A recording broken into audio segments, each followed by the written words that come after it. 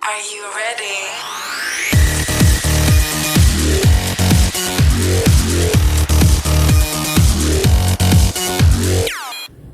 Assalamualaikum warahmatullahi wabarakatuh. Alhamdulillahirabbil alamin. Segala puji bagi Allah Subhanahu wa taala yang telah memberikan kita kesehatan, kenikmatan dan kesempatan hingga pada hari ini. Perkenalkan, saya Susanti, mahasiswa UIN Salatiga, program studi Ilmu Al-Qur'an dan Tafsir. Di sini saya memenuhi tugas UAS mata kuliah studi kitab tafsir modern dan kontemporer. Teman-teman semua, di sini kita akan membahas mengenai kitab tafsir Al-Jawahir fi Tafsir Al-Quran. Nah, sebelum kita membahas mengenai kitab tafsir Al-Jawahir, tentunya kita harus tahu siapa pengarang dari kitab tafsir Al-Jawahir ini. Nah, pengarang dari kitab tafsir Al-Jawahir ini memiliki nama lengkap yaitu Syekh Tantawi Jauhari. Beliau dilahirkan di desa Iwaidullah Hijazi di wilayah Mesir bagian timur. Beliau lahir pada tahun 1826 Masehi atau 1278 Hijriah, dan beliau wafat pada umur 70 tahun di kota Kairo, Mesir pada tahun 1940 Masehi. Kemudian keluarga beliau ini dari kalangan yang petani yang sederhana, namun beliau memiliki tekad dan semangat belajar yang sangat kuat. Harapan kedua orang tua beliau adalah di mana masa depan beliau nanti kelak akan tumbuh menjadi orang yang berpendidikan dan terpelajar.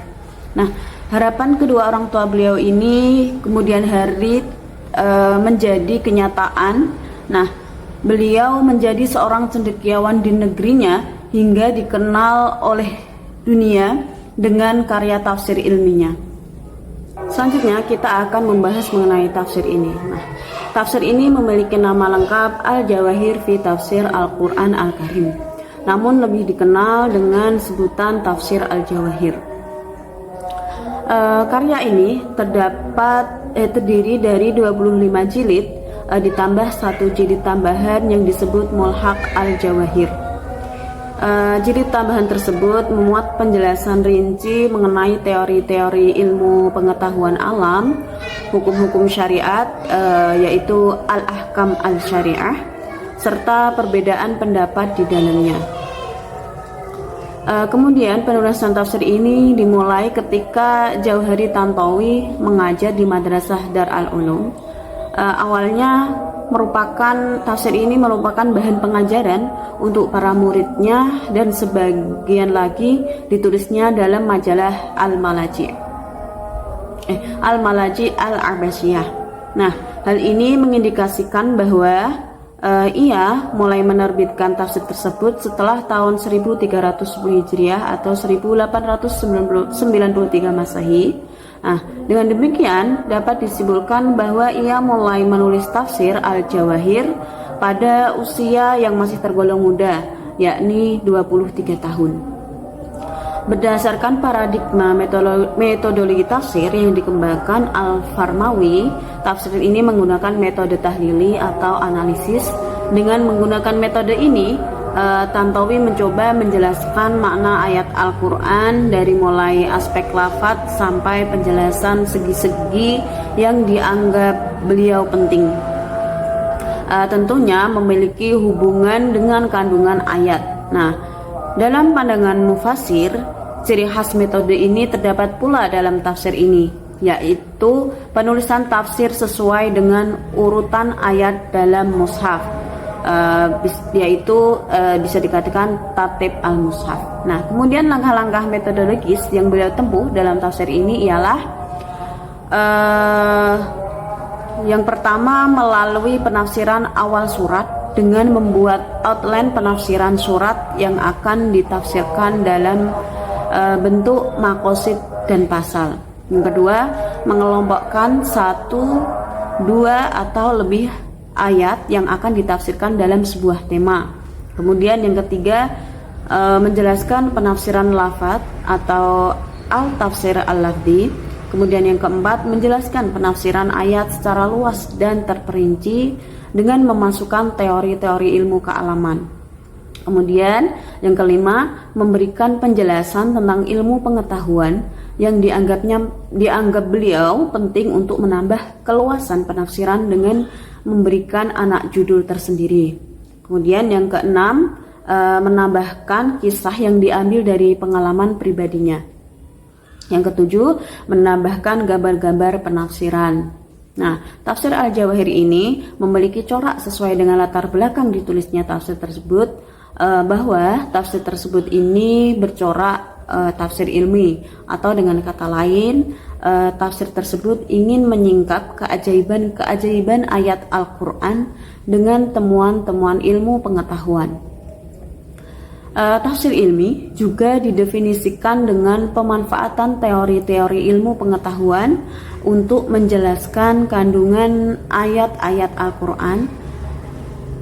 Meskipun Tantawi Jauhari dalam tafsirnya mencantumkan pembahasan soal akhlak, hukum, ilmu-ilmu Al-Quran, akidah, dan lainnya, akan tetapi tafsir ini disebut sebagai tafsir ilmi karena tafsir ini dominasi memang bersifat menjelaskan ayat-ayat Al-Quran dengan teori-teori ilmiah. Teman-teman bisa kita lihat dari contoh penafsiran beliau yang terdapat pada surat Al-Baqarah ayat 164 yang berbunyi, Bismillahirrahmanirrahim. Inna fi khalqis samawati wal ardi wa ikhtilafil laili wan nahari wal fulki allati tajri fil bahri bima yanfa'un nas wa ma anzalallahu minas samai mimma fahya bil ardi ba'da mautiha wa batta fiha min kulli dabbah ila akhirih, yang artinya sesungguhnya pada penciptaan langit dan bumi, pergantian malam dan siang, bahtera yang berlayar di laut dengan muatan yang bermanfaat bagi manusia, apa yang Allah turunkan dari langit berupa air, lalu dengannya dia menghidupkan bumi setelah mati atau kering, dan dia menebarkan di dalamnya sebuah jenis hewan dan pengisaran angin dan awan yang dikendalikan antara langit dan bumi. Semua itu sungguh merupakan tanda-tanda kebesaran Allah bagi kaum yang mengerti. Nah, ketika Tantawi menafsirkan pada kata waqtilafil laili wan nahar, silih bergantinya malam disebabkan oleh perubahan garis lintang dan garis bujur. Nah, hal ini karena matahari pada saat terbit dan terbenam datang dari timur menuju ke arah barat. Nah, dan pada saat itulah terjadi pergantian antara siang dan malam yang menakjubkan. Nah, ketika matahari terbit atau terbenam di daerah Mesir pertama kali, maka kejadian itu juga terjadi di Maroko. Kemudian sebelah Amerika menjadi gelap atau malam. Nah, begitu juga di daerah timur seperti India dan Cina. Dan setiap putaran 360 derajat terbagi atas garis lintang dan garis bujur. Nah, garis lintang adalah garis yang menghubungkan antara bagian timur dan bagian barat. Sedangkan garis bujur dihitung dari garis khatulistiwa sampai kutub utara dan selatan. Nah, dari contoh penafsiran beliau ini kita dapat melihat bahwa tentunya penafsiran beliau ini menggunakan corak tafsir ini. Cukup sekian dari saya yang dapat saya sampaikan. Semoga yang saya sampaikan bisa menjadikan tambahnya wawasan dan ilmu bagi teman-teman semua. Akhirul kalam, wassalamualaikum warahmatullahi wabarakatuh.